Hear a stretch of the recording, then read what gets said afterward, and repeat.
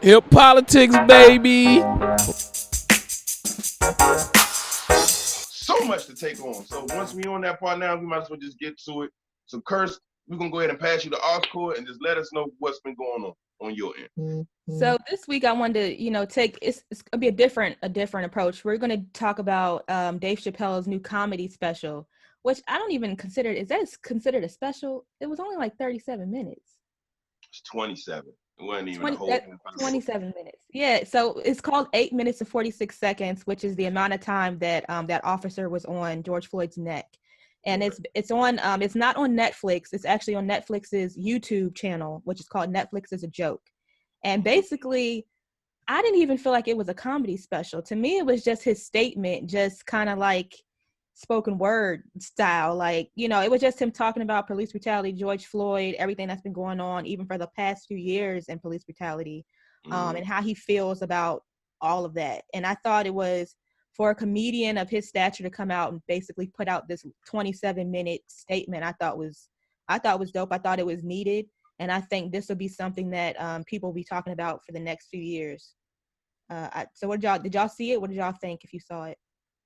Yeah, I watched it 3 times myself. I watched it 3 times, and I left out of there each time like, damn, like, dude, like, he found a way to say what we all wanted to say.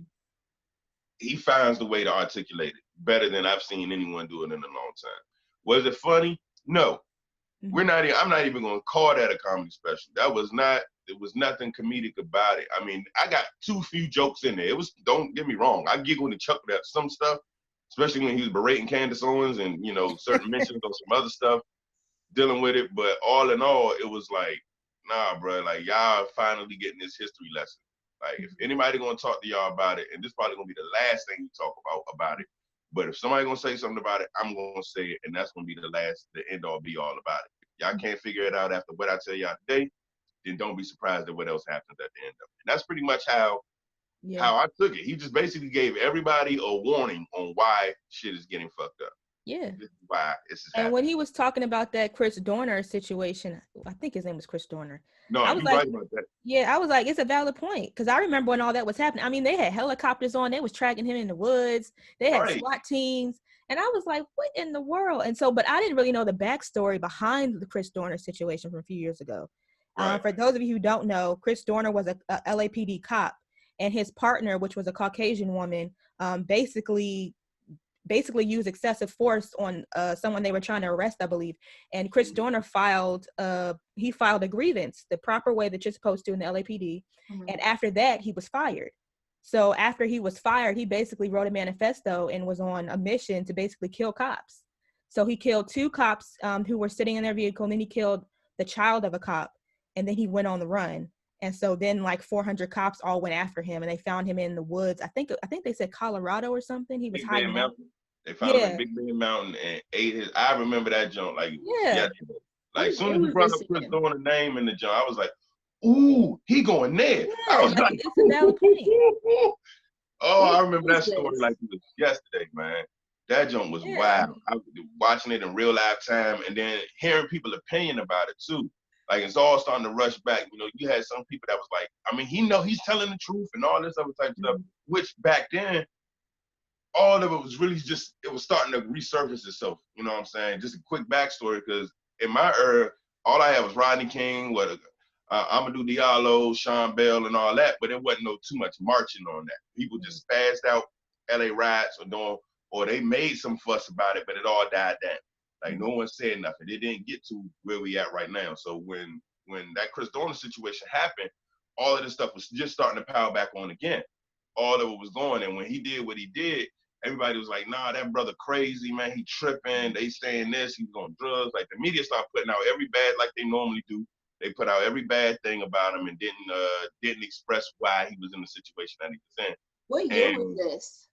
This was 2013. Yeah, it wasn't that long ago. Oh, it's recent. Yeah, it was very recent. It was 20. I want to say, I don't know. Cam could probably pull it up, but I want to say maybe about 2013, 2014, maybe 2012. Between them 3 years. February 2013 is when he got killed. Exactly. Yeah. So it was very recent. It was very recent. very recent when it happened. And at the end of the day, he was right. He was right. He was very much right. And what it caused and how it did all that.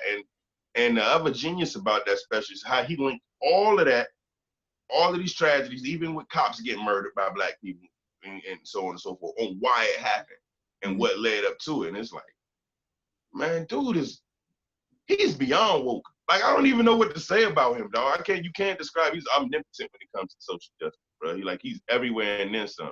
And then he called out Don Lemon, which he had every right to. Yeah. Donnie. And I bang with Don. Don is all right with me. He got his pretentious moments from time to time, but all in all, he all right with me. But yeah, Dave had every right to call him out on that.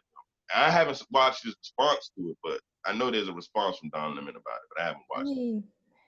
Yeah, Don Lemon came on CNN and they interviewed him. He was just like, I've been immortalized in Dave's special. Dave is my favorite one. But then he kind of flipped it on Dave, was like, this is exactly what I wanted you to do. He's like, I wanted you to use your voice. Yeah. He's like, but Dave was right. I mean, he had to play it off. Yeah, Dave was right. Like Dave was very right. You know what I'm saying? And that's what was so beautiful about it. That's why I was like, it wasn't even a comedy special. This was just a low-key documentary. But I do know there was laughs there because he had Michael Che there, Aziz Ansari. It was some comics that was there, so it wasn't just him.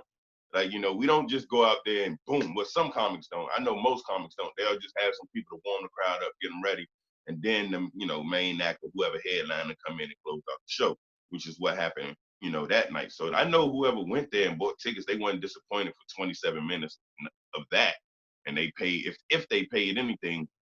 That's what they got for it. No, they got some laughs and whatever. But I don't think my man came in there with laughs intended. There was something there sprinkled just for the hell of it. But yeah, but I thought it was dope. It was needed. So it's so important that different people in different sectors of entertainment kind of help spread knowledge. Even though it wasn't like a comedy quote unquote special, people are probably, they're not necessarily intending it for it to be like a history lesson, but they left taking away valuable information. So that's actually dope that people can use their platforms for different things.